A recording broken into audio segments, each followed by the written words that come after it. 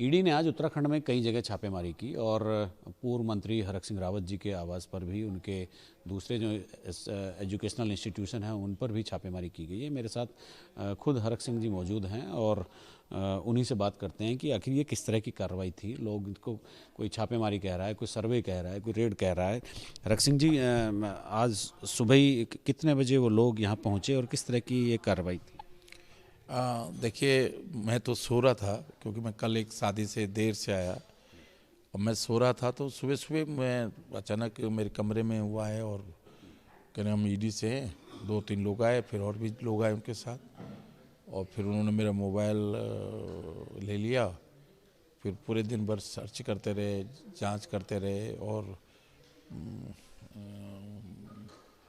तो हमने सब कुछ बताया उनको कि भाई जो भी डॉक्यूमेंट्स थे, जो सब उन्होंने तलाश ली, सब कुछ ली।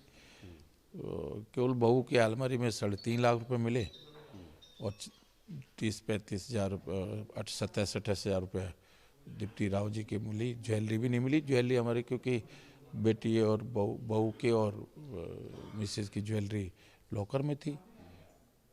तो बाकी वो सहसपुर की ज़मीन के संबंध में तो हमने, क्योंकि हम तो बिल्कुल लीगली ज़मीन खरीदी, 2003 में ज़मीन खरीदी, तब से कॉलेज चल रहा है। तो अब मैं खुद नहीं समझ पा रहा हूँ कि मंशा क्या है। पाखरो टाइगर सफारी, मैंने कहा भाई उसमें मंत्री का क्या रोल है। उसमें मंत्री का काम पे मंत्री के पास फाइल आएगी तो मंत्री उसको अप्रूवल देगा। वही मंत्री की तो कोई भूमिका पेड़ कटाने में और उस संबंध में है नहीं। तो फिर सारी चीज़ें मतलब वो पूछ रहे थे कि उनसे ये बात भी हुई कि भाई पाखरों की तो सीबीआई जांच पहले से चल रही है, आप उसमें क्या? मैंने कहा सीबीआई की जांच चल रही है, सुप्रीम कोर्ट में चल रहा है मामला, उस पर हियरिंग चल रही है सुप्रीम कोर्ट में। एम्पायर कमेटी की रिपोर्ट के आधार पर सुप्रीम कोर्ट में हियरिंग चल रही है। तो मैं तो खुद समझ में नहीं आ रहा कि ये क्यों और किस लिए। ये तो पहली बार मैं देख रहा हूँ कि ईडी इस तरह आ रही है।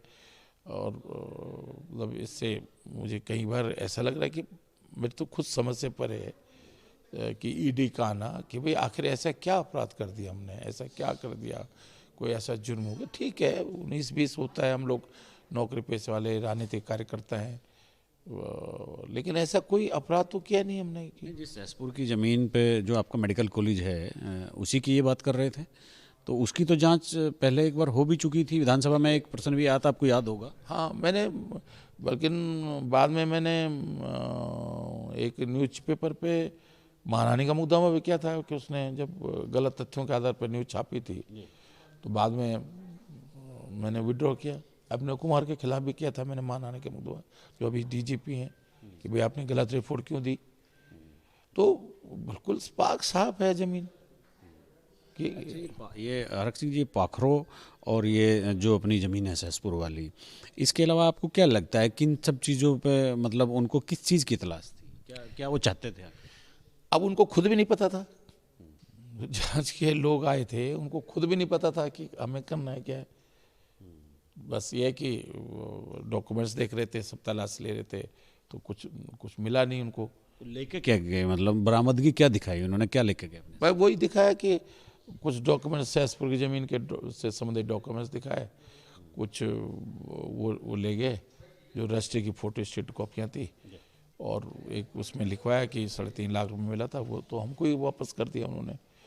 हाँ, पैसा वापस हो गया। हाँ, पैसा तो, क्योंकि वो 3.5 लाख रुपए था।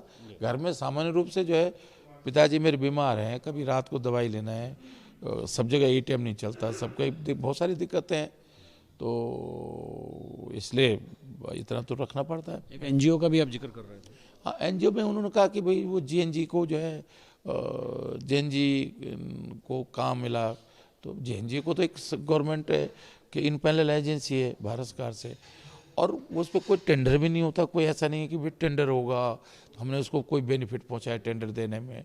और दूसरा कि अगर बहू के एनजीओ ने उसमें काम किया तो उसमें सैकड़ों एनजीओ ने काम किया, तो उसने भी किया। और कोई वो बिजनेस का या लाभ हानि का नहीं है, वो तो एक तरह से एनजीओ है, उसका ऑडिट होता है, सब कुछ होता है, उसमें कोई आप कुछ कर भी नहीं सकते उसमें। आपको क्या लगता है ये जो आज की कार्रवाई थी, ये राजनीति से प्रेरित लग रही है आपको, या क्या लग रहा है?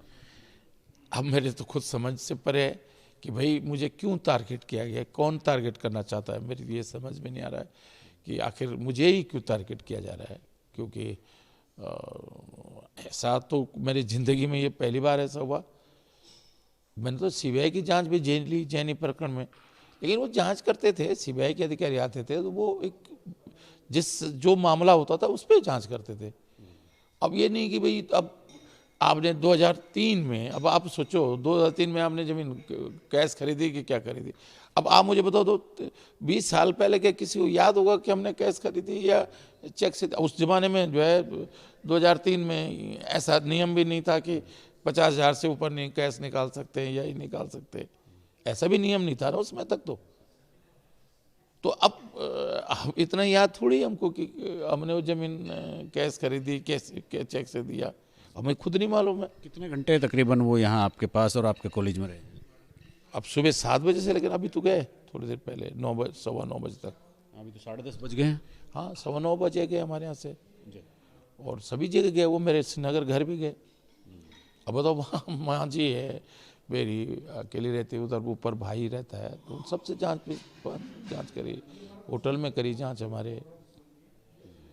तो मतलब मैं खुद नहीं समझ में आ रहा है कि भाई इन जांच एजेंसियों पे भाई कोई पुख्ता प्रमाण होना चाहिए ना कि भाई ऐसा कुछ हो।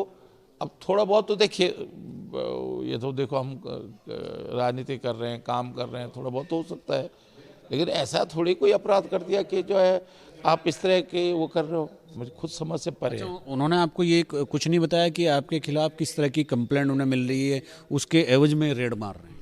नहीं, मुझे कुछ नहीं बताया, सिर्फ इतना कहा कि कोई ना कोई चार्जशीट कोई रिपोर्ट आपके खिलाफ होगी, इसलिए हमको भेजा गया। लेकिन मुझे नहीं समझ में आ रहा कि बिना उसके आपने जांच में सहयोग किया? हाँ, पूरा सहयोग किया। जो उन्होंने कहा, जो डॉक्यूमेंट्स, मैंने कहा चेक कर लो, जहाँ उनका दस्तखत हमने कर दिए, कोई चोरी चकारी हमने की नहीं। हाँ, भाई जांच कर लो, हम तो पाक साहब हैं। तो भाई गलतियाँ हो सकती हैं, त्रुटियाँ हो सकती हैं, लेकिन हमारी नीयत में, हमारी उसमें कोई गड़बड़ी नहीं है। मेहनत करी है, बचपन से हम लोगों ने मेहनत करके आज अपने आप को खड़ा किया है। तो मेरे साथ थे हरक सिंह जी, और चूंकि लंबा एक राजनीतिक कैरियर है और आज अचानक इस तरह एनफोर्समेंट की एक घटना और तकरीबन 10 से 12 घंटे ईडी का उनके आवास पर रहना, ये वाकई एक चौंकाने वाली बात है। और उन्होंने ये जरूर आश्वस्त किया है कि जिस तरह की भी जांच होगी वो उस जांच में सहयोग करेंगे। अपने सहयोग कैमरामैन सोनी कुमार के साथ न्यूज स्टेट के लिए देहरादून से अजीत सिंह राठी। मैं न्यूज स्टेट में आ गया। अच्छा, मैं तो जब आप ये देखा आपके उसमें, तो मैंने कहा आप मेरी तरह हो। हाँ, मैं क्या करूँ, कभी बीजेपी, कभी कांग्रेस चल रहा है। उससे पूछ रहे थे कि आप दल बदलो, तो मैं कहा तुमसे तो कम हूँ, मैं तुमसे तो कम हूँ। चाय यार करें बुढ़ोला जी? एक सेकंड पे